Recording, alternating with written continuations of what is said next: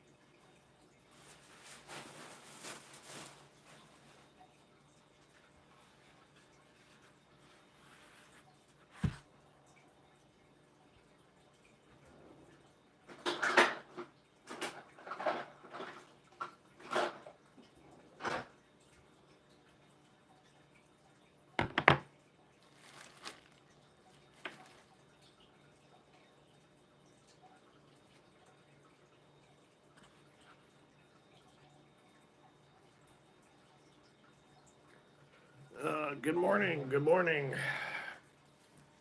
All right. Today I'm going to be doing a live build of the carbon graphite magnesium air battery.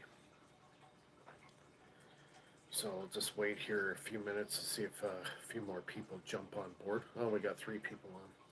So I'm going to be doing a live build of the carbon graphite magnesium battery. I'm going to show you guys how to make it and all the parts to it and how to do it. So yeah, so stay tuned. I'm just going to wait for see if a few more people show up, and yeah, we'll do a build together. So yeah, we got an ice storm here in Toronto right now. So just dropped my daughter off at school. Wife's at work, and it's like freezing rain and ice pellets coming down now. So yeah, so for the build, I'll show you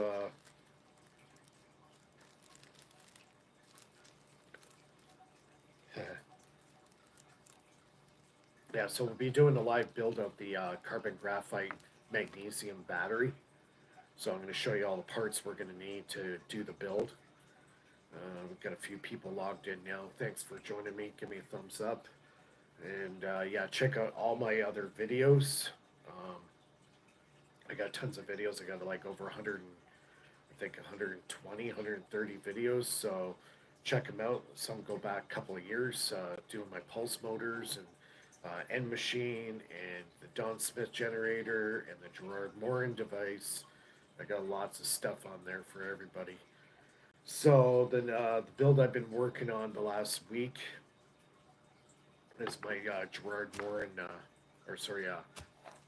the carbon graphite magnesium air battery. And where this kind of all started is I was just surfing YouTube, and I went on to a very popular YouTube page, Laser Saber. And over the years, he's done quite a few really, really good experiments, and he's made some really cool devices. He did a lot of solar stuff, and he did the carbon magnesium air battery, which kind of started from him studying this guy, Nathan Stubblefield. So he made this battery based on kind of like Stubblefield's principle of transferring power through three mediums through dielectric, and he actually replicated the Stubblefield coil system that Nathan Stubblefield actually put in the ground, and it generated enough power that he could actually transmit electrical energy through the air and also through the earth. So Nathan Stubblefield was about 1806. He was doing these experiments. Now, we're talking about pre-Tesla. Tesla and a group of engineers actually went to go visit him. And I think that was around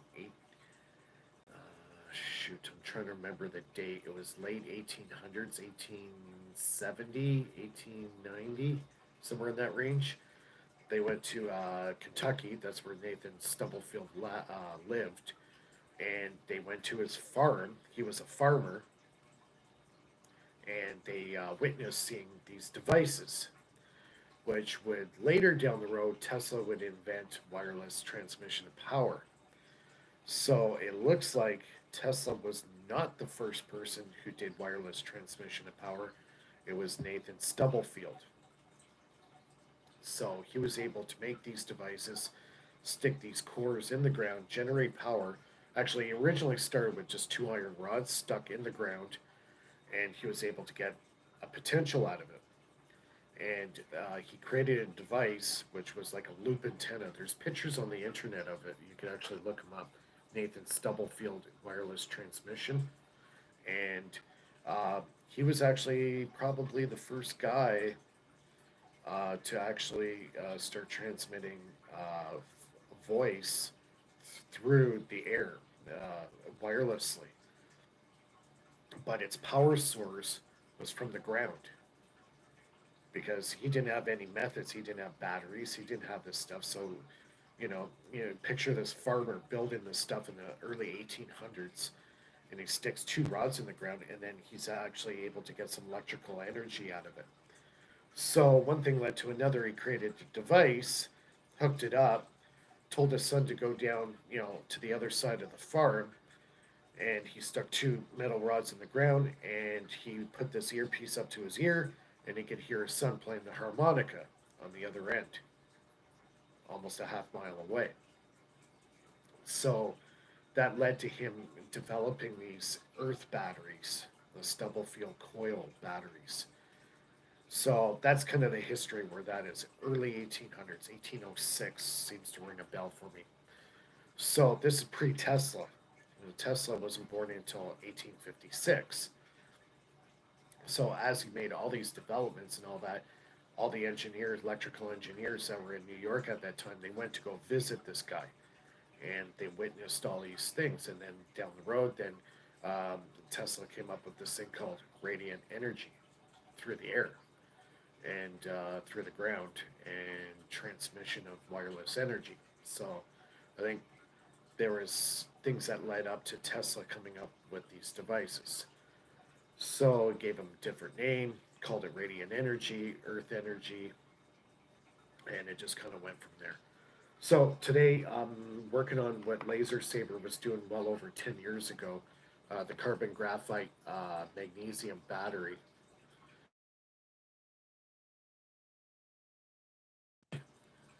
All right, so this one here is 100 millimeters by 10 millimeter diameter. And on one end, you're going to drill a hole. Let's see if I can show you guys. Drill a hole about a ½ inch in, just enough for that copper wire. So you're going to cut a piece of bare copper wire, I believe it's 16 gauge, and you're going to cut a 1-inch piece of that wire. And you can see it here, I actually took it out. And then you drill ½ inch in and then stick that wire in the carbon graphite. Make sure the drill is not too big, because if it's too loose, then you're not going to get a good connection. You want to get a drill bit that's slightly smaller diameter than the diameter of the copper wire. So when you push it in, you have to force it in. It's like a snug fit. It's got to be snug. All right, so this is your first step. What I also have done is take 100 grit sandpaper, and I lightly sand the outside of the graphite rod to rough it up, to get any impurities or oils off the top of the rod, just to give it a brushing, just a slight brushing. Yeah, if you guys haven't subscribed to my channel, bottom right hand corner of my videos, there is the link. I got my Patreon there, I got my PayPal. All my links are there. Any questions, comments, you can leave it there as well. We're doing the carbon graphite magnesium battery. Yeah, good morning, Andy. Thanks for joining us. All All right, so yeah, let's carry on. Just having my coffee, so don't mind me. All right, so we got the carbon graphite rod. So the next step of the build is we got to put a layer of paper towel around this. This is kind of our insulator dielectric. Okay, a dielectric is anything that is non-conductive. Okay, so it could be paper, it could be um, plastic, it could be glass. That's a dielectric. All right. Actually, glass is considered one of the best dielectrics. Has the highest rating. PLA plastic from a 3D printer. That's apparently got a 30 kilovolt per 3 millimeters. So it's about 10 kilovolts per millimeter of PLA. Makes a very good dielectric. So if you're making batteries and stuff like that, print out flat slabs of PLA, and you can actually use that as a dielectric. So if you're making batteries, capacitors, anything like that, PLA is actually a really good option. Also, the plastic that you use, for carpet, when you're laying down new carpet, that um, I believe it's a styrene. No, it's not a styrene. Yeah, it's actually, I think it's a propylene styrene or something like that. It's a really heavy plastic that apparently makes a very good dielectric. But for this build, we're using paper towel because what we want to do is we want to be able to soak up water, and that water is going to be kind of the dielectric um, that we're going to use. We're going to soak it with water, or you can use salt water if you want. On Laser Sabers website, they use salt water. So I'm going to start building this here. It's going to be kind of long and boring, but you can learn something out of it. So what I like to do is I like to use electrical tape because it seems to hold everything together really well, even after you wet it. If you use other tapes, you got to get tape that's going to be able to hold even though it gets wet. So I find the electrical tape works really well, the 3M electrical tape. So I'm going to cut a couple pieces off here, about 1.5 inches long each. Just stick them on the side of the table here. So, because I'm going to need that after I roll the layer of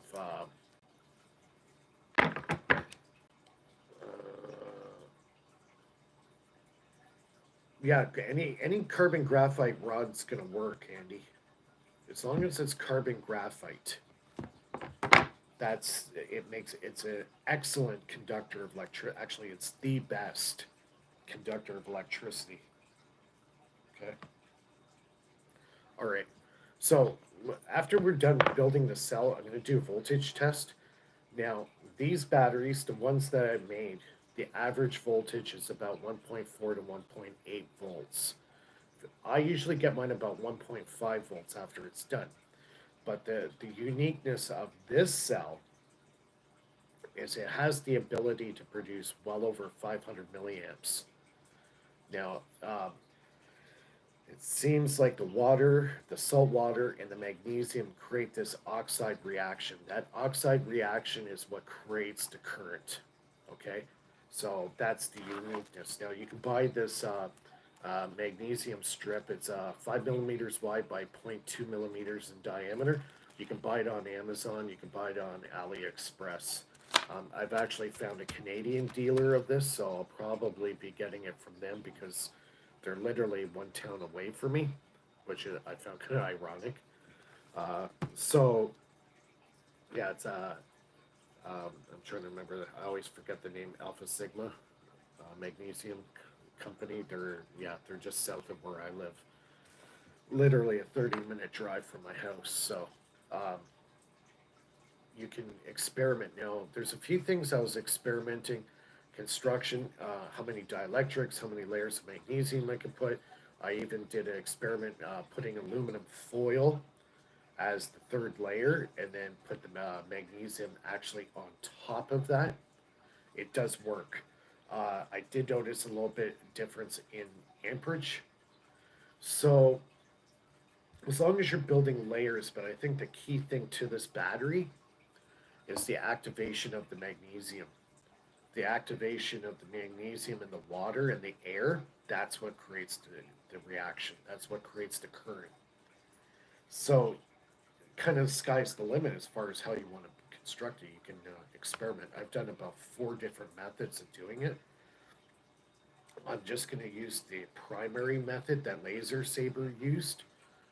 Okay, so the dielectric I'm actually using for this is a blue paper towel. In Canada, we have a Canadian Tire, and they sell this blue paper towel. It's it soaks up a lot of water. It's pretty durable. It doesn't fall apart. It's fibrous. It's stronger than your regular run-of-the-mill household paper towel. So I'll be using this as my dielectric. So I'm going to get 1 strip of this, and I'm going to cut a section of this just big enough to the diameter and be able to wrap it about once, maybe twice. Laser Saber says once. I think that actually it's irrelevant. I would do probably 2 wraps of it. That way, when it soaks up water, it's going to hold it inside. So the other thing was when I was building the cell, one of the methods that I did was I actually covered up the magnesium on the outside. Okay, it kills the power. You need the air exposed to the magnesium. When it gets wet and you got the air, because that's why they call it magnesium air battery. And you need that air exposure on the magnesium for the reaction to happen. If you cover it up, you'll still get power, but you're going to lose a bit off it. It needs that oxygen reaction with the magnesium. So now you could also take the battery and you could also, yeah, it's oxidation. Yeah, it creates an oxidation. That oxidation is actually the reaction that creates current. So now you could also put another layer of this paper towel on top of the magnesium and wet it as well. Um, but you need the air. That's the thing. That's what I have found. You need the air. If the air doesn't get exposed to the magnesium, you don't get the reaction like as strong. And actually, the strongest current. You could also bury them in the ground like Nathan Stubblefield did with his cores. Stuck them right in the ground, covered it up. When the battery was losing a little bit of power, you just go with some water, dump some water on the soil around it, boom, the battery would come back to life. So I am going to cut this paper towel to the size of the rod, graphite rod. Oh, the other thing too is don't drop these, they break. I actually dropped one of mine and it actually broke. So probably in the next week or so, I'm gonna have to order some more. I got 4 right now. I'm gonna probably order another 5 or 6, and I'm gonna make a whole array of them, hook them all up, and yeah, I was charging up super capacitors like this 90 farad super cap bank. I was charging it up. It had actually enough power, enough current to actually charge this up, which blew my mind. So. All right, let's get back to it. So I'm going to cut the piece of dielectric paper or paper towel. It's not going to be very big, maybe about 1.5 inches long by the width of the rod. Okay, so here we go. All right, so I got the piece there. All right, now I'm going to take the carbon graphite rod, I'm going to roll it. And after I roll it, you almost roll it like a cigarette. Similar thing, like you're doing a rollie. Do it like that, hold the ends, then you grab your electrical tape that you cut off and wrap each end with the tape. So I'm going to roll this up. Roll it tight so it's try to not make any all right, so you see how I got it like that. Now I'm going to put the tape on it to keep it tight. I got about almost 2.5 turns of this. All right, so that's one end. Now I'm going to tape the other end.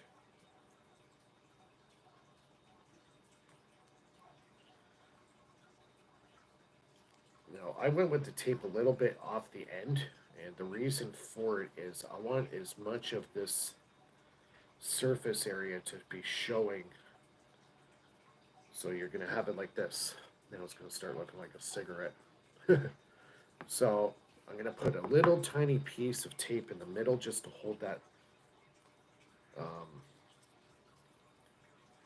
hold the paper towel in place so it doesn't fold up in the middle. So I'm just going to cut a tiny little piece of electrical tape. All right, just a tiny little piece about that big. So I'm going to fold it down, make sure it's not creased, not folded, and tape it down. All right, so it should look like this. So you got the copper there. It should look exactly like this. You got the paper towel in the middle. All right, so the next step we're going to do, and these things are super damn easy, super, super easy. Okay, so now I'm going to cut off, two pieces, again, 1.5 inches long of tape. I'm going to put these off to the side because that's what I'm going to use to wrap the ends after I put the magnesium strip on it. Yeah, if you're just joining us, looks like quite a few people are logging in now.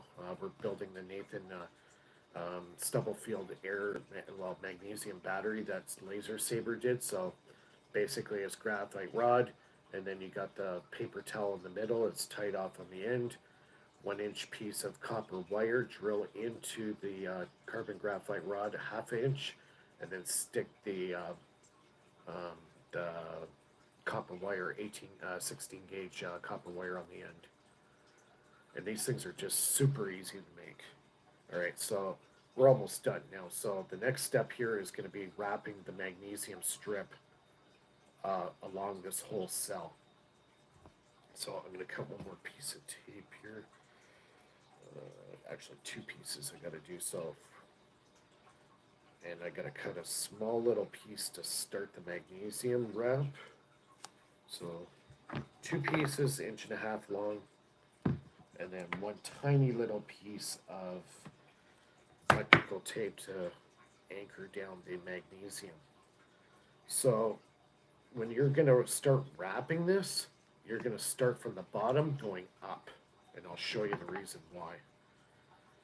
Because at the end, you're going to have to leave a little bit extra magnesium at the top of it to make your connection. So you're going to have copper wire and a little piece of magnesium coming off the end, and that's going to be your negative is the magnesium, and the positive is your copper. If you like the video so far, give me a thumbs up. Just doing my carbon graphite magnesium battery. Okay, so now we're going to do the magnesium wrap. So you're going to get your, I believe this is 99% pure magnesium. Now these will burn. All right, if you put a flame up to this thing's like a torch, and it'll actually hurt your eyes. That's how bright it gets. Now, this one's actually in very good shape considering it's been sitting in a non-sealed bag. Believe it or not, I'm going to find the end of this thing. Where are you? Shoot. Knew I was going to do that. Yeah. Looks like part of it broke, but okay, that's all right. All right. Find the end. Where are you?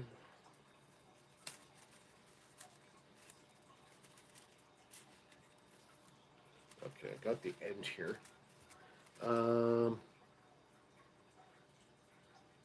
Chemical reaction with the magnesium, moisture, and oxygen. Yep, that's exactly it. Those 3 components make the power.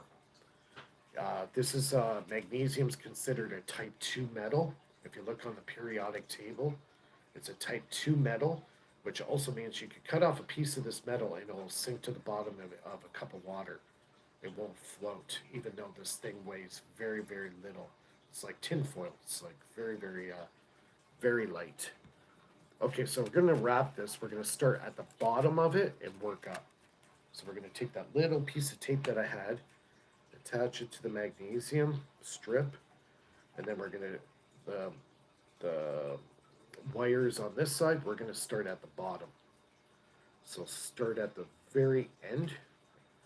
All right, so now we're going to start doing our wrap.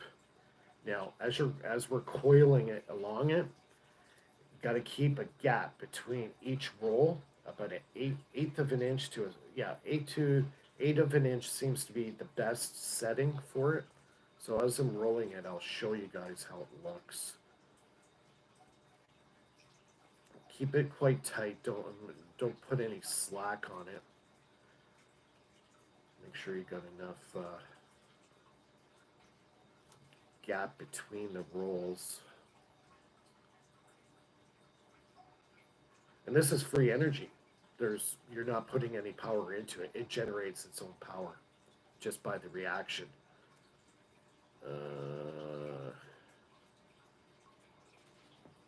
Yep, just it'll be posted, so if you miss some of it, it'll be reposted again. I find when I'm doing this cell, it gives me finger cramps. So I'm just rolling it. I'm going slow. I'm not rushing it. I'm just rolling it because I want that gap just right, about 1/8 of an inch gap. You can see how it's turning out so far. And I'm just wrapping it tight.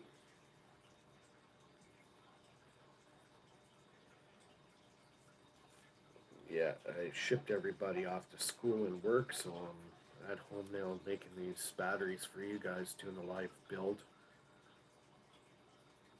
So I'm just going slow. I'm not going fast. There's no rush. Just take your time, make a good cell, and it'll last. Now, if you want to preserve these, if you don't want to use them, store them in mineral oil, and the magnesium will stay perfect. It won't deteriorate at all. So a good way to store it is in mineral oil, which I have a bottle of it. Now, if you put mineral oil on this while you're trying to use the battery, I find it kills the amperage on it. So I wouldn't really recommend. You can put a light dusting on it, just on the surface of it. Oh, okay. I'll lower the camera a bit.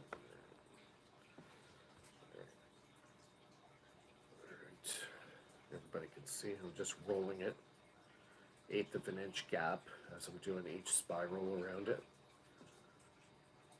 Okay, fingers get sore, get cramped, because I'm trying to keep it tight so you can see how the little gap I have in between. All right, so I'm just going like that, go slow, wrap it nice.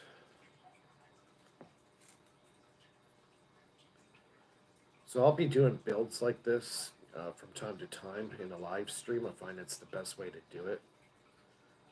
Now the problem is after I post it, it might take 2 days to get posted because YouTube does their friggin' stupid algorithm and it has to scan my videos even though I'm only doing science. It's like, we'll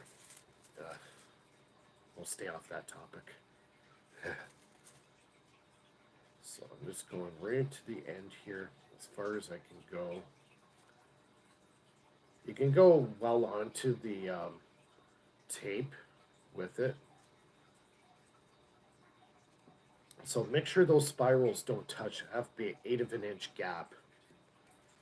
All right, so now we've got enough. So I'm going to cut off about 1/2 an inch to an inch excess of the magnesium off the end. So I'm just going to cut that off. All right, so now we don't need this anymore.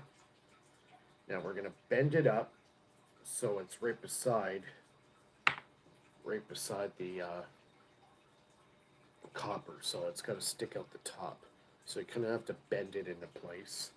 All right, so now you're going to take your electrical tape, all right, and you're going to wrap it tight so it doesn't fall off. Sometimes it's a little difficult, especially if you got big, bulky hands like I do. And you're going to wrap on top of it.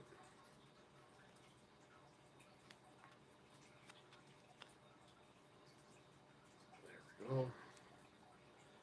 And just wrap it nice and tight on the top. Just like that.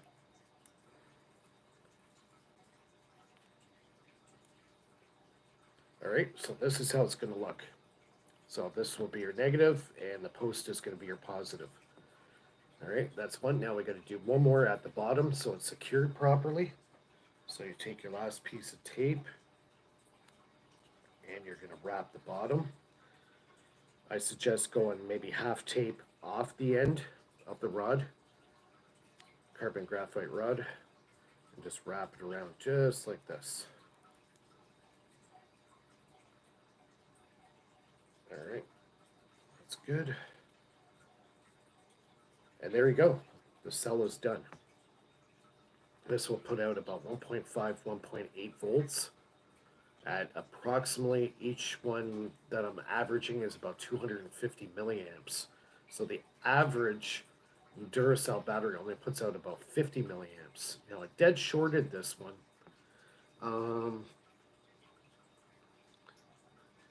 Odyssey channel. Yeah, I was kind of thinking about that. Yeah. Shrink wrap might be better. Electrical tape holding the. Yeah, you can do that too, but you need the air. You need the air in this area. So if you're going to do the shrink wrap, only on the ends. Only on the ends. You got to keep this exposed to the air. So I'll try to. I don't know why it doesn't focus so good. So there you go. That's how it's done. The cell is done. So, for sake of argument, I'm going to grab my voltmeter. Just bear with me for 1 second.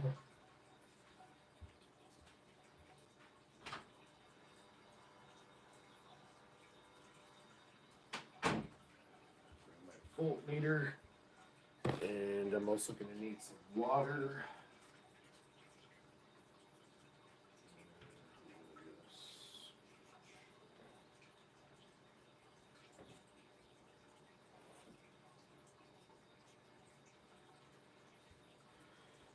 So I got some water here. I'm just using tap water. I just want to show you can use just any kind of water. You can use structured water, works great. Actually, it works really good. Structured water from my water machine. That works fantastic. You could do the saltwater thing like Laser Saber did. Yeah, you can experiment, right, with different. Yeah, you hook it not in series. You're going to hook it up in parallel. You want to get higher voltage. So you multiply the powers when you do it in parallel. Excuse me. So get my voltmeter going here. I'll show you a reading without adding water to it.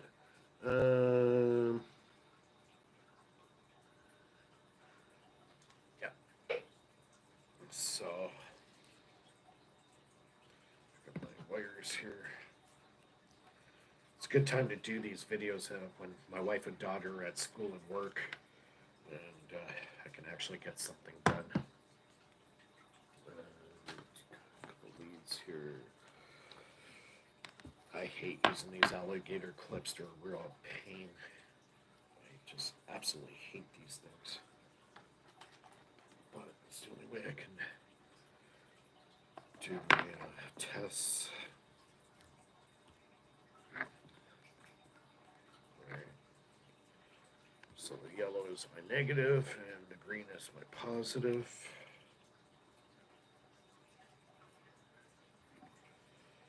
Okay, hook it up to the end here. Now this is with no electrolyte. So I'll turn my voltmeter on.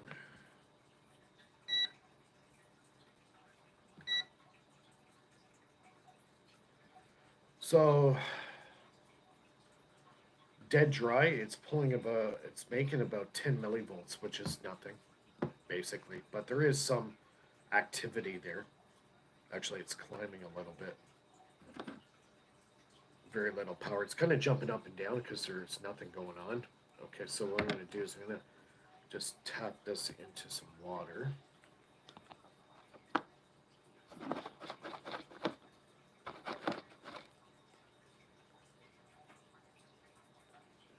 on a sec here. Gotta get some more water.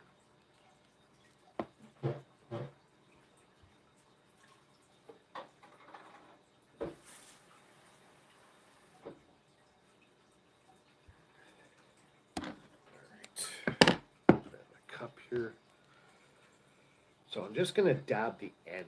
I don't want to expose the entire cell to it, so I'm just going to drop it in just a little bit. Wow, 1.7 volts right away. It might look backwards. 1.7 volts, just tapping it in once. Cool. So it's, now that I've taken it out, it's gone down to 1.68 volts. If you like what I'm doing, give me a thumbs up. We just did our carbon graphite magnesium build. Yeah, so 1.64 volts. That's a really good result. And I'm just dabbing the end, maybe exposing this much to the water. Higher oxygen content would do anything, yeah. If you blast it with air, yeah, it's gonna definitely give it more voltage. Like, I'm getting 1.59 volts out of this right now. That's actually really good. And that's it, guys. That's how you make your carbon graphite magnesium battery.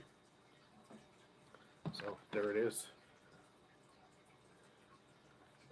1.575 volts. It's probably backwards on the camera. Yeah, 1.575657. Yeah, it's holding the charge. So this is a good battery. And all you do is make several of these guys here and hook them up in parallel.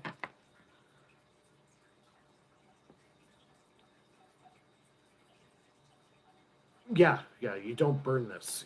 You burn this thing will go up like a friggin' Roman candle. It'll burn your house down. So keep it away from heat. If you're gonna store this stuff, put mineral oil over top of the cell, and that's a stabilizer. You just buy your, I'll show you. Just your regular run-of-the-mill from the drugstore mineral oil. And just rub that on the magnesium, and it's a stabilizer. You could also put on Vaseline will work. Also radiator fluid, engine oil. All that stuff will protect the cell.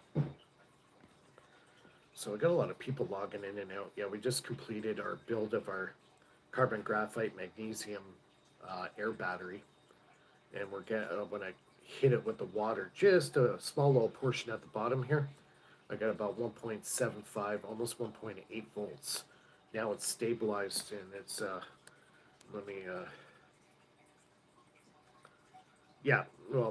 transformers are filled with oil, but back in the day they were filled with PCB, so you gotta be worried about the old stuff. So this one's holding a 1.53 volts. 537 volts. It's probably backwards on the camera. But yeah, it's holding a steady charge on it. So now all you gotta do is make multiples of these and then hook them up in parallel. And then, yeah, you'll get a lot. Now, if you hook them up in series, you'll have 1.5 volts, but you're going to have a lot more potential. It's going to last longer. So, yeah, that's it. That's pretty much it for the build. The video will be posted later, so you can watch it again if you came in late. Hydrogen peroxide or acetone. What, for storing them or for activating them?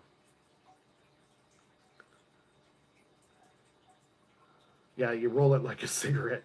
Yeah, pretty much. But make sure between each of these transitions, there's an 1/8 of an inch gap, minimum. And that's it. Laser Sabers got a video on this build as well. He built a very large one, but he started off with small ones like this. So, yeah. Oh, the electrolyte? Yeah, but the thing is, if you're using something that's corrosive, um, it will break the magnesium down. It won't last very long. So, like, these things you could store on the shelf for probably years and not use them, and they'll still work as long as you protect the magnesium. Also, in a sealed bag, you can vacuum seal these, and that'll protect the magnesium as well. So these are like good safety batteries. Hydrogen peroxide is a good idea. You could try it, but I don't know how much of a reaction you're going to get with it. It might be a really strong reaction, but it might break down the magnesium really fast because magnesium in any kind of dielectric is or any kind of electrolyte is going to give it a half life. So it will break down and just crumble and corrode, and that's it. It's pretty much done. So yeah, this kind of concludes the build. It's going to be posted. It might take a day or two to get posted by the time the YouTube review goes over the friggin' thing. Yeah, so I hope you enjoyed the build. Yeah, we'll see everybody soon. Don't forget, become a member, subscribe, bottom right hand corner of my videos. I also got my Patreon there, and I also got my Bitcoin donation, my PayPal. Also, if you guys have things you want to learn how to make a coil, build a pulse motor, or schematics, I do one-on-one training. I just did one a week ago with a guy out in Italy, and we had a great time. He paid me a donation through my PayPal, and we went in a Skype meeting, and yeah, we did a one-on-one session for an hour, and we went over his Gerard Morin device and all the different stuff he's working on. I gave him tips and pointers, and it was a really good, we had a lot of fun doing it. So I'm also a professional in AutoCAD Fusion. If you want to learn Fusion, we could do a one-on-one training session. I could teach you how to use AutoCAD Fusion 360. Yeah, I've been using that software for about 20 plus years, so I'm pretty proficient in it. Um, these batteries, if you run it under consistent non-stop load, they'll last about a week. So it's like taking a double A battery, right? Run the thing hard for a week. A double A battery couldn't do it. It maybe last a few hours, 2, 3 hours. This thing will last 5 to 7 days under a hard load. So, and then they're great for storage too. You can stick them in a flower pot, put a whole whack of them, and they'll last a lot longer. Just water the flower pot with water, and they'll activate the batteries, and you got continuous backup power. And probably even if you put a diode on your power lead going out, I almost bet your dollar that you hook up about two of these cells together, put a diode coming out, so it'll be in parallel with a diode going out. Hook it up to a USB. You could probably charge your cell phone. I almost certain that this will charge a cell phone. If I could take 4 cells and power up this 90 farad super cap bank, and it charges it, I'm pretty sure you could charge a cell phone with this. So yeah. So anyways, I'm just kind of rambling on here. Thanks for joining me for the live build. After a week or so, just add more water. Yeah, as soon as it dries out, you'll notice it's not a fast decline in power. It's a steady, like a slow decline in power. It's not a fast power drop. So as soon as it starts dropping in voltage, then you just add a touch of water to it. Boom, comes back to life. Yeah, it's pretty amazing. Very, very cool build. It's so easy to make. Very easy. Anyways, I'm going to jet here. I got other things I got to do today. I got other projects that I'm working on. Yeah, give me a thumbs up if you like the video I did. And yeah, we'll see everybody soon. Have a great day, everybody. Take care.